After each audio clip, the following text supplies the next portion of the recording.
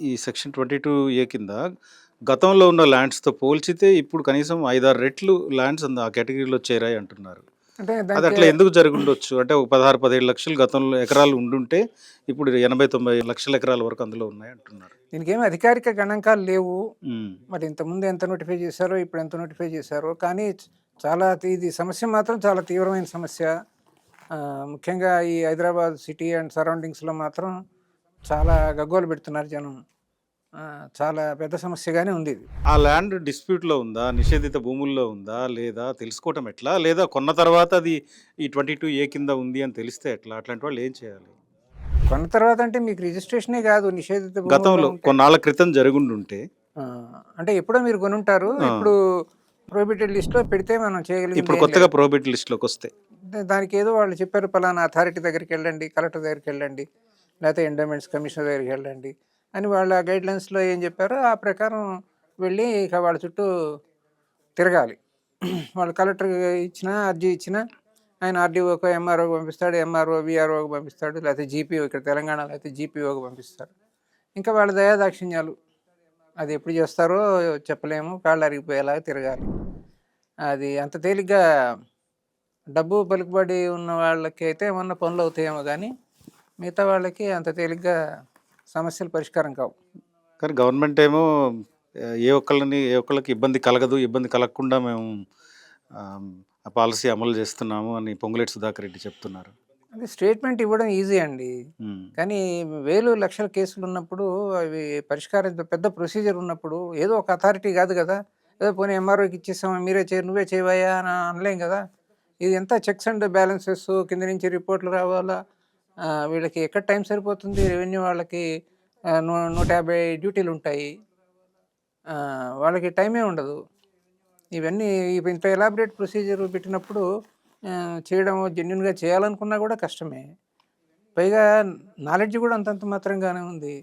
ఈ మధ్య కాలంలో రెవెన్యూ డిపార్ట్మెంట్‌లో కూడా ఒకటి ఇంటిగ్రిటీ అనేది పడిపోయింది. పొలిటికల్ ఇంటర్ఫియరెన్స్ ఎక్కువైంది. నాలెడ్జ్ తక్కువైపోయింది. పైగా ఈ ఈ పైగా ఏంటంటే గవర్నమెంట్ ల్యాండ్ నుంచి లిస్ట్ నుంచి తీసేస్తే ఎందుకు చేసావు? నువ్వు లంచం తీసుకున్నావు అనే అవకాశం ఎక్కువుంది. ఆ రిస్క్ ఎక్కువుంది. రైట్. గవర్నమెంట్ ల్యాండ్‌లోంచి తీసేయడం అంత ఈజీ కాదు. భయపడతారు ఆఫీసర్లు. ఎందుకు భయపడతారంటే వాళ్ళకి ఏ విధమైన స్టాట్యూటరీ ప్రొటెక్షన్ లేదు. ఇప్పుడు వాళ్ళే గవర్నమెంట్ ల్యాండ్‌ని కాపాడాల్సిన ఆఫీసర్లు వాళ్ళే. ఆ లిస్ట్‌లో పెట్టేది వాళ్ళే. పెట్టడం వరకు ఓకే. తీసేస్తే వాళ్ళు ఎట్ట తీసేస్తారు? కాన్ఫ్లిక్ట్ ఆఫ్ ఇంట్రెస్ట్ కదా. రైట్.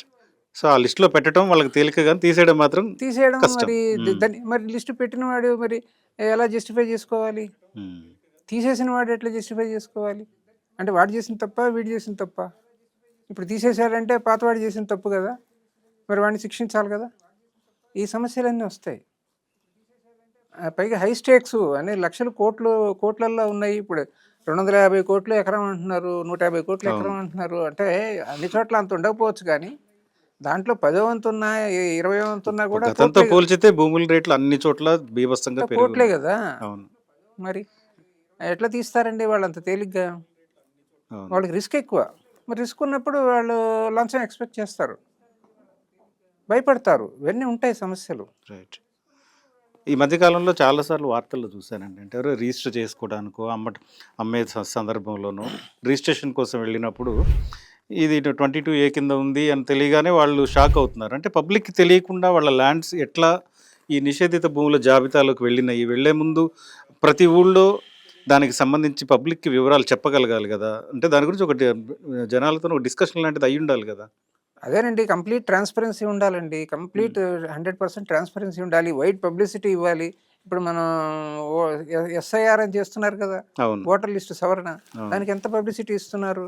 లేదు ఏదో తుఫాన్ వస్తుంది, భారీ వర్షాలు పడతాయి, అందరూ జాగ్రత్తగా ఉండండి అని అందరికీ టీవీల్లో అన్ని పేపర్‌లలో అలర్ట్ వస్తుంది కదా. అవును. ఇది ఏంటంటే ఇది సీక్రెట్‌గా జరిగిపోయింది. అంటే మరి మేము అబ్జెక్షన్ కాల్ఫర్ చేసాం అంటున్నారు రెవెన్యూ డిపార్ట్మెంట్ వాళ్ళు.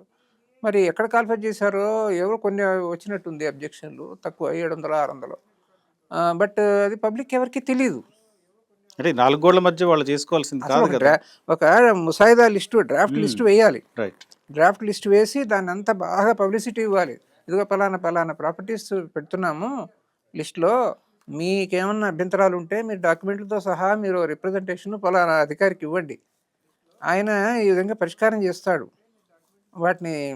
అప్పుడు వాటిని అన్ని పరిష్కారం చేసిన తర్వాతనే మేము లిస్ట్ వేస్తాం అని చేయాలి. పైగా దానికి కూడా ఒక చట్టబద్ధమైన ఫ్రేమ్ వర్క్ ఉండాలి. ఊరికే ఎగ్జిక్యూటివ్ ఇన్స్ట్రక్షన్స్, జీవోలు, మెమోలు ద్వారా కాకుండా 22A కింద చట్టబద్ధమైన రూల్స్ అని ఉంటాయి, స్టాట్యూటరీ రూల్స్ అని. రైట్. మనకి ఆర్ఓఆర్ యాక్ట్ కూడా అలాగే రూల్స్ ఉన్నాయి.